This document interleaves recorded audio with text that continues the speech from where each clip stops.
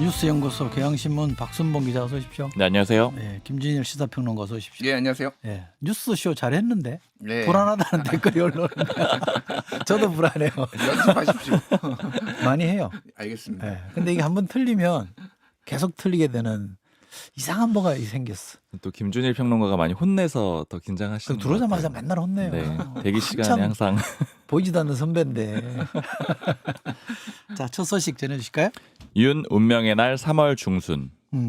이제 마무리 단계라는 거죠? 네, 어제가 윤석열 대통령의 10차 그 탄핵 심판 변론 기일이었거든요. 네. 근데 헌재가 25일에 마무리하겠다, 최종 변론하겠다라고 날을 짚었습니다. 다음 주 화요일 오후 2시가 됩니다.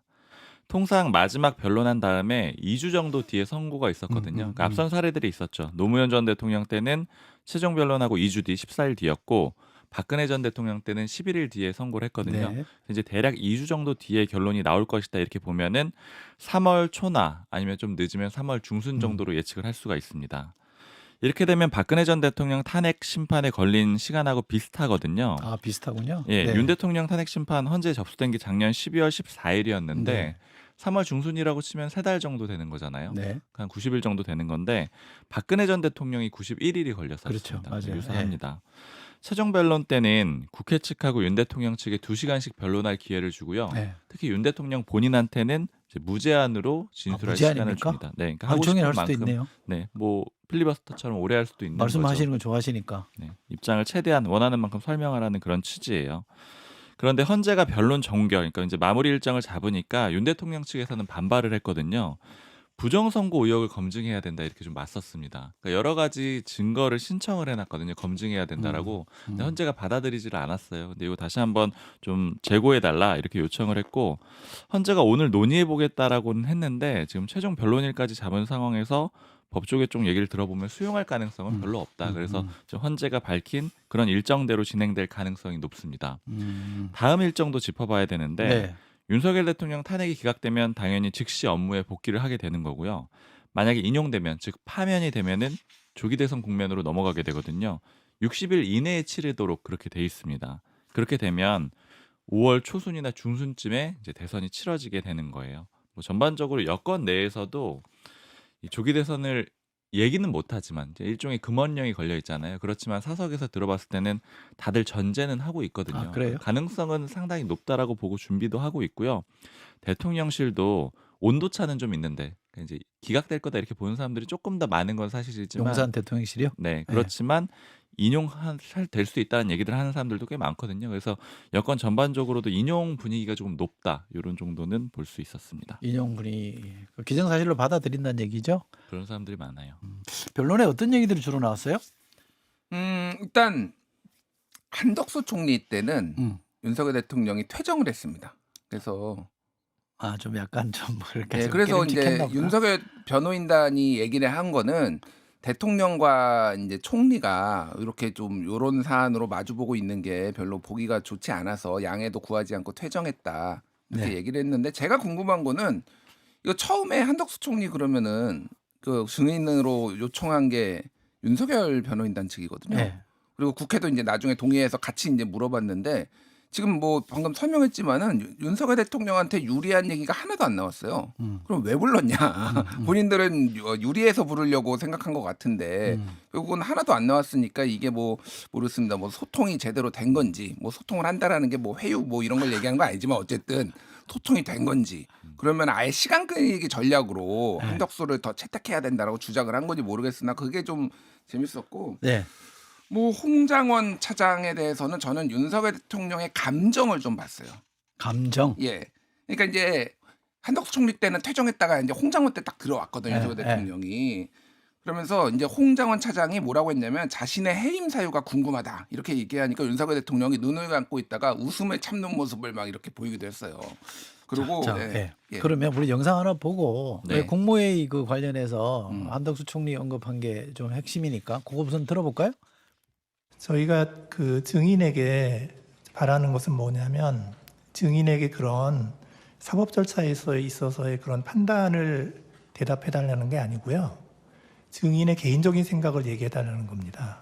증인께서는 어떻게 생각하시나요? 그러나 저는 이제 그 판단, 그거는 사실 개인적으로 하기는 굉장히 어려운 일이다라는 말씀을 드리고, 기본적으로는 그거는 하여튼 통상의 국무회의와는 달랐다 하는 것에 대한 그 취지를 말씀드린 거다. 저희가 듣고 싶은 건 뭐냐면 그냥 그 증인의 개인적인 느낌, 그걸 듣고 싶은 거예요. 저의 시각도 경우에 따라서는 간담회로 본다. 어떤 때는 국무회의가 아닌 게 맞지요. 그러면은 대개 그 물으신 분이 결국 회의 개회도 없었고 폐회도 없었고 안건에 정확한 제기도 없었고 안건에 대한 설명도 없었고, 오늘 좀 더 명확히 해야 되겠다고 말씀을 드리는 거는 통상의 국무회의가 아니라는 저의.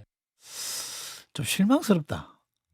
총리께서 개인적 의견에도 나는 아니라고 본다. 뭐 그럼에도 불구하고 나는 뭐 국무회의에 준하한다고 본다. 이렇게 얘기해야 되지 않나요? 네. 그렇게 뭐 똑부러지게까지 얘기를 하지는 못했지만 어쨌든 정상적인 국무회의가 아니었다 이런 취지까지는 전달을 했고요. 네. 그러니까 지금 말씀하신 그 뭐 실망스럽다 이런 평가가 나올 수도 있는 게 이게 관계를 좀 볼 수가 있을 것 같아요. 그러니까 지금 여권 쪽의 얘기를 들어보면은 그러니까 한덕수 총리에 대해서 이렇게 어른이라고 좀 표현을 하면서 아 그래요?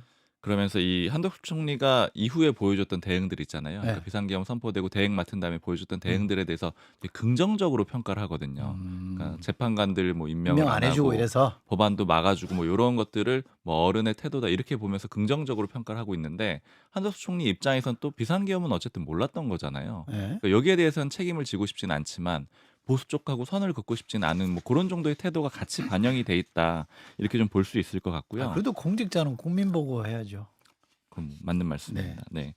그리고 홍장원 전 차장 얘기도 좀 짚어봐야 되는데, 네. 홍장원 전 차장 나왔을 땐 역시 주목되는 게 체포조 명단이잖아요. 그렇죠. 윤 대통령 측에서는 이 명단이 좀 그 신빙성이 없다 이런 얘기들을 계속해서 하고 있는 건데, 홍장원 전 차장이 어제 실물 메모를 직접 들고 나왔습니다. 그러니까 자신이 썼던 메모를 직접 아, 들고 직접 갖고 나왔어요. 나왔어요? 네. 그래서 이제 메모를 남긴 이유에 대해서 설명을 했는데, 왜 이들을 체포하려고 했는지 궁금증이 있어서 궁금해서 남겨둬야 됐다라고 생각을 했다라고 했고요. 네. 이런 표현도 썼습니다. 이 정도로 가치 있는 증거가 될 줄은 전혀 생각하지 못했다 이렇게 얘기를 했습니다. 네. 그리고 조지호 경찰청장도 나왔잖아요. 그 쟁점은 검찰, 경찰 그 수사기관에서 조사를 받을 때 했던 얘기거든요. 네. 그때 했던 얘기 어제도 한번 전해드렸었지만 대통령이 계엄 당일에 전화가 왔다라는 거잖아요. 전화해서 국회의원들 다 잡아 체포해 불법이야 이런 얘기를 6번 통화를 했다라는 그 내용인데, 실제 나와서는 어떤 얘기를 할 것이냐 이게 좀 주목이 됐던 거였는데 그렇죠. 예. 뭐 예측했던 대로 대부분 답변을 안 했습니다. 뭐 공소 사실과 관련된다라고 하면서 답변을 안 했는데, 그 윤 대통령 측에서는 이 조지호 청장의 이런 인지 능력 자체에 좀 문제 삼는 그런 발언을 했거든요. 조금 편찮으시니까. 네, 요걸 한번 영상으로 직접 네, 보실까요? 그러시죠. 네. 경찰이나 검찰 조사 당시에 선망 증세가 혹시 있다던가 치료 중에 그런 건 없으셨습니까?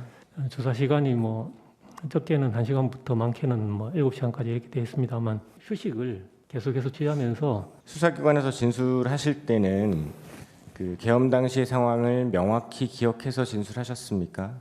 선망 증상이 있다든지 그 정도는 아니었고. 네. 원하는 답변이 안 나왔네요.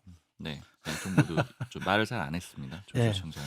우리 김준일 평론가께서 예. 아까 몇 가지 주목하던 거 얘기 좀 마저 예, 해 예. 주시죠. 그러니까 홍장원 차장할 때 가장 윤석열 대통령이 감정적으로 조금 많이 얘기를 했어요. 예를 들면 이렇게 했어요.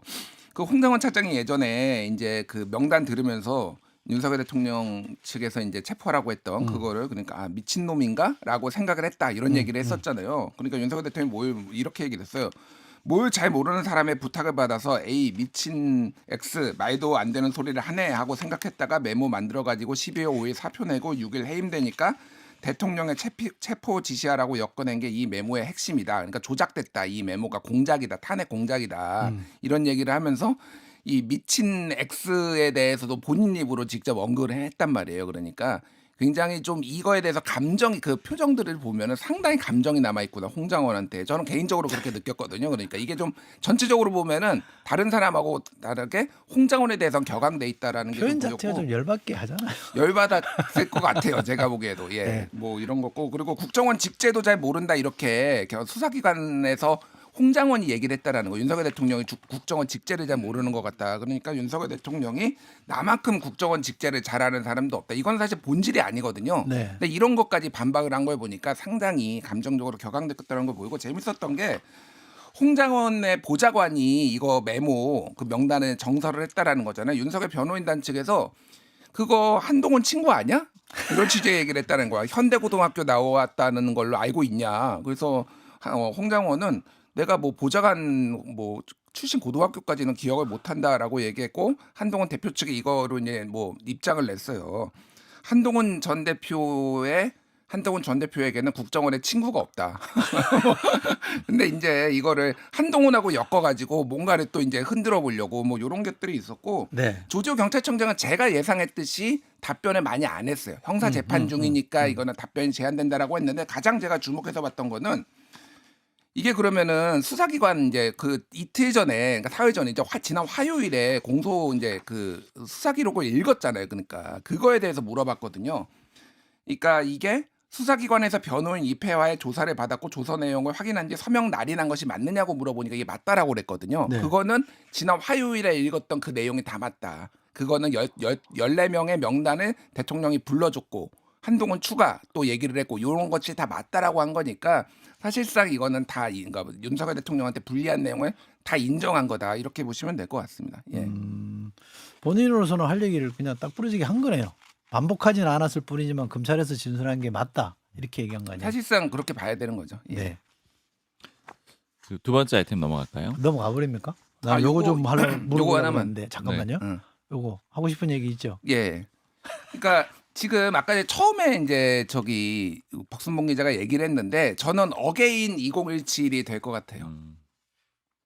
개인 2017이 이게 무슨 얘기냐면은- 월드컵도 아니고. 어게인 2017이 무슨 얘기냐면은 그 지금 다음 주 화요일 25일에 지금 최후 변론하잖아요. 그러면은 이게 11일 전례를 봤을 때 박근혜 대통령은 11일 그리고 노무현 대통령 14일 뒤에 발표가 됐거든요. 네. 그러면은 이게 언제가 되면은요. 3월 10일 아니면 11일이 돼요. 네. 근데 2017년에 박근혜 탄핵이 딱 그때 됐습니다. 3월 10일에 됐고요. 그래서 이게 대선이 5월 9일에 열렸잖아요. 네. 그래서 5월 10일부터 이제 문재인 대통령이 취임했잖아요. 네. 정확하게 그 즈음이 지금 되겠다.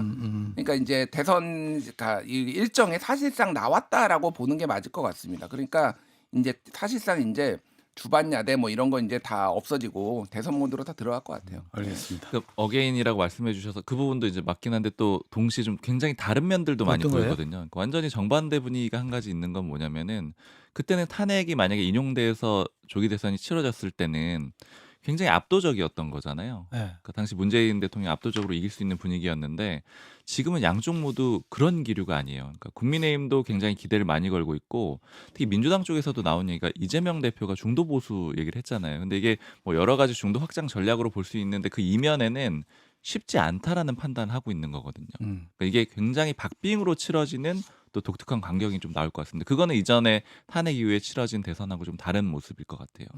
뭐 그런 전망도 있을 수 있죠. 아까 말씀하시려고 했던 한동훈 전 대표 얘기 좀 해볼까요? 네, 한동훈 세 가지 아쉬운 선택. 세 가지요. 본인 얘기예요? 한동훈 전 대표의 아쉬운 선택. 자기 고백이구나. 네. 네. 한동훈 전 대표가 책을 오는 26일에 발간을 할 거거든요. 네. 근데 이제 정치권 인사들의 책은 보통 사전에 내용이 좀 공개가 되죠. 네. 네, 알려줘서 그 내용들이 좀 일부 공개가 돼가지고 전해드릴 건데요. 네. 크게 보면 두 파트인데 앞부분은 비상계엄 당시 상황에 대한 내용이 좀 담겨 있고 뒷부분은 언론인하고 대담하는 내용이라고 하는데 왜 정치를 하는지 뭐 이런 내용들을 담았다라는 거예요. 근데 이제 비상계엄 당시 상황에 어떤 얘기들을 했느냐 여기 좀 관심이 많이 집중이 되잖아요. 네. 일단 첫 번째는 여권 인사로부터 비상계엄 해제를 하러 가는 길에 전화를 받았다라는 겁니다. 사실 이게 제가 또 예전에 들었는데 뭐 명확히 확인된 건 아니지만 대통령실 고위 인사로 제가 들었었거든요. 네. 뭐란 얘기를 들었냐면 체포되면 정말 죽을 수 있다. 은신처 정해서 숨어라. 추적 안 되게 휴대전화도 꺼놔라. 가족도 피신시키는 게 좋겠다. 이런 연락을 받았다라고 책에 적었다는 겁니다. 통상의 계엄이면 그렇게 해야죠. 그렇죠. 네. 그리고 두 번째는 체포에 대비해가지고 계엄 반대 발언을 녹음을 직접 본인이 해놨다라는 거예요. 그러니까 체포됐을 때 이거를 공개해달라 이런 식의 녹음 파일 하나 만들어놨다라는 거고요. 그리고 계엄된 다음 날에 윤 대통령 만났었잖아요. 네. 그때 대화 내용도 공개를 했는데 윤석열 대통령이 이렇게 얘기를 했다라는 거예요. 국회를 해산할 수 있었는데 내가 하지 않았다 이런 네. 얘기를 했다라고 하고요. 그리고 한동훈 전 대표가 체포조 명단에 들어 있었잖아요. 네. 그래서 물어봤다는 겁니다. 왜 나를 체포하려고 했느냐 네. 윤 대통령한테 물어보니까 윤 대통령이 전혀 그런 사실이 없다. 그러니까 체포하려고 했으면 방첩사령부 동원했을 텐데 안 그랬다라고 얘기를 했다라고 하는데 사실 이 얘기는 책 얘기 나오기 전에도 친한계 쪽 의원들한테 가끔 들었는데 표현을 제가 들었을 때는 이렇게 얘기했었다 그래요. 형, 나 왜 잡으려고 그랬어? 뭐 이런 취지로 물어봤었다라고 합니다. 근데 윤 대통령 아니야 그런 적 없어 이렇게 뭐 말했다 이런 얘기들은 이미 전해졌던 내용들인데 책에도 좀 일부 언급이 될 것 같아요. 네. 아까 제목으로 아쉬웠던 선택 3가지라고 말씀드렸는데 지금 일단 알려진 내용들은 자신이 했던 그 과정의 선택 중에서 잘못했다라고 자성하는 내용들이 좀 담겼다라는 거거든요. 한한 공동국정 운영을 발표한 적이 있었잖아요. 한덕수 한덕수 총리랑. 총리하고 네, 네. 이거 좀 잘못된 선택으로 평가를 하고 있는 거고요 스스로. 그다음에 두 번째는 윤 대통령 탄핵에 반대했다가 찬성으로 돌아섰거든요. 네. 그때 여당 내에서 나왔던 비판은 본인 잡으려고 하니까 찬성하는 거 아니야? 이런 얘기들이 좀 나왔었는데 거기에 대해서도 이제 좀 자성하는 그런 얘기가 담길 걸로 보이고요. 네. 그리고 의원총회에서 굉장히 이제 극렬하게 그 의원들하고 한번 맞섰던 적이 맞아요. 있었잖아요. 네. 내가 뭐 제가 표결했습니까? 뭐 제가 탄핵했습니까? 뭐 이런 얘기들도 했었는데 거기에 대한 아쉬움도 좀 담겨 있습니다. 이게 제가 취재하면서 들은 얘기 한 가지 좀 전해드리면 이런 얘기들이 책에 좀 담긴 거는 전반적으로 요즘에 국민의힘 의원들 만나면 한동훈 전 대표에 대한 비판적인 얘기들이 굉장히 많아요. 그러니까 대표직 수행할 때 의원들하고 스킨십도 좋지 않았고 특히 비상계엄 이후에 대응이 안 좋았다는 얘기들도 많이 하고요. 특히 모 친윤계 의원 같은 경우에는 이런 의혹을 제기를 하는데 한동훈 전 대표가 굉장히 빠르게 대응을 내놨었잖아요. 그때 이 비상계엄 잘못됐다, 뭐 위헌 위법하다 이렇게 얘기를 했는데 그건 결국에는 사전에 알고 있었던 것이고 알고 있었는데 막지 않았고 막지 않은 뒤에 자기 정치하려고 했다. 이런 식으로 이제 의혹을 제기하는 사람들이 있거든요. 음모론이네요. 그렇죠. 일종의. 근데 그거에 대해서도 좀 반박하고 그다음에 당내 의원들도 좀 다시 이제 손을 내미는 그런 그림이라고 보시면 될 것 같습니다. 김준일 평론가 예. 제가 이거 책 예약 주문 걸었는데 취소해야 되겠는데? 왜? 내용이 좀 다 나와가지고 좀 끈기를 가지십시오. 또 내용이 다른 게 나올 수도 있죠. 많이 있을 거예요. 예. 근데 이제 한동훈의 선택, 한동훈의 생각 이 두 파트로 나눠져 있다라는 거잖아요. 그러니까 말씀하셨다시피 선택 부분에서는 이제 왜 내가 비상계엄 때 그렇게 반대를 할 수밖에 없었나? 그 이유는 제목에서 나오는 거죠. 국민이 먼저입니다. 그다음에 한동훈의 생각은 이제 대선 주자로서의 자신의 어떤 국가를 뭐 이제 어떻게 만들어야 되는지 뭐 비전 이런 게 들어갈 텐데 재밌었던 게 검사 이력이 빠졌어요.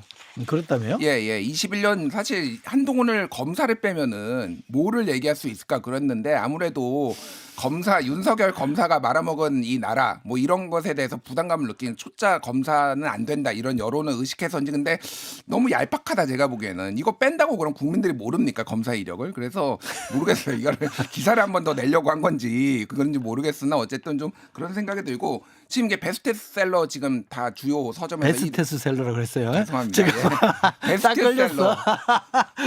베스트셀러 지금 예약 판매 1위로 올라섰거든요. 뭐 한강 작가를 제쳤다. 아, 뭐 그래요? 아이브 장원영이 뭐 추천한 무슨 뭐 초역 부처의 말 이거 제쳤다 막 이런 기사가 막 나와요. 이게 이제 위드훈이 뭐 이런 중심으로 한 팬덤에서 지금 열심히 책을 많이 사고 있구나 이런 걸 알 수가 있고 네. 한동훈 대표의 등장은 결국은 이거는 징후라고 전 봤습니다. 징후. 예, 뭐냐면은 이제 심판의 날이 저지먼트 데이, 심판의 날이 다가오는 거구나. 이제 탄핵 심판 얘기하는 겁니다. 네. 그리고 또 하나는 이제 대선 모드로 완전히 이제 네. 전환이 되는 거구나라는 건데 어저께 굉장히 재밌는 일이 두 개가 있었어요. 하나는 뭐냐면은 국민의힘에서 당 전략기획특별위원회에서 국민의힘 어디로 가야 하는가 네. 이거 했는데 여기에 권영세, 권성동 다 참석했거든요. 네. 그런데 여기에서 신유일 명지대 교수가 도대체 이게 중도로 가겠다라는 거 이제 이거 해야지 너무 많이 갔다 이런 얘기를 했어요. 네.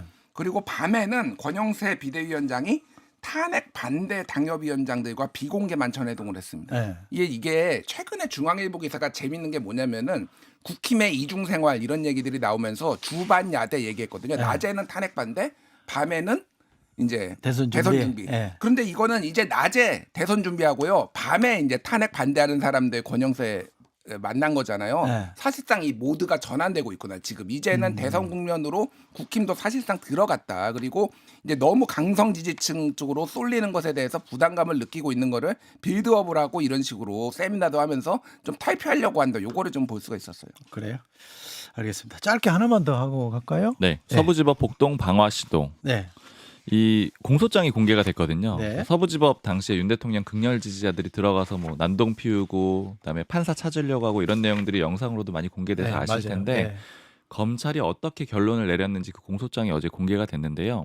기존에 안 나왔던 좀 덜 드러났던 내용을 하나 짚어드리면은 방화 시도까지 있었다라는 거예요. 불을 지르려고 했다 그런 거죠. 네, 한 지지자가 법원 7층까지 다 이제 훑고 난 다음에 판사가 없으니까 법원 후문 옆에 편의점이 있었거든요. 거기서 라이터 기름 2통을 사가지고 이 중 한 통에 구멍을 뚫어서 건물 안쪽에 뿌린 다음에 네. 종이에 불 붙여가지고 이제 불 방화를 하려고 했는데 이게 붙지가 않아가지고 미수에 그쳤던 그나마 다행이라고 할까요? 뭐 큰일 이런 날 상황까지 뻔했네. 불까지 날 뻔했습니다. 네. 한 말씀 보태시죠. 이게 서부지법 폭동이 정말 중요한 분기점이었어요. 왜 그러냐면은요. 그때까지 여론조사를 보면 수치는 말씀 안 드리겠지만은 정권 연장 여론이 정권 교체를 앞서거나 비슷하거나 그랬는데 서부지법 폭동 1월 셋째 주 이후로 그게 이제 점점점 바뀌어가지고 지금은 야당에 의한 정권 교체가 훨씬 높아졌거든요. 그러니까 도저히 이거는 이제 우리가 받아들일 수 없다라는 국민들의 생각이 있었고 거기에 국민의힘이 제대로 선을 못 긋고 윤상현 의원이나 뭐 이런 분들이 뭐 이렇게 뭐 도와줘야 된다 뭐 이런 것들이 있었거든요. 국힘의 이제 고민이 여기서 시작되는 거죠. 이제 이미 굉장히 안 좋아졌거든요, 여론이. 그러니까 이제 좀 중도 쪽으로 오려고 하는 것들을 어떤 걸 하느냐 이걸 보는 게 관전 포인트인 것 같습니다. 알겠습니다. 자, 오늘 뉴스연구소 여기까지 하겠습니다. 경향신문의 박순봉 기자, 김준일 시사평론가 두 분 고맙습니다. 감사합니다. 김현정의 뉴스쇼는 시청자 여러분의 참여를 기다립니다. 구독과 좋아요, 댓글 잊지 않으셨죠? 알림 설정을 해두시면 평일 아침 7시 10분 실시간 라이브도 참여하실 수 있습니다.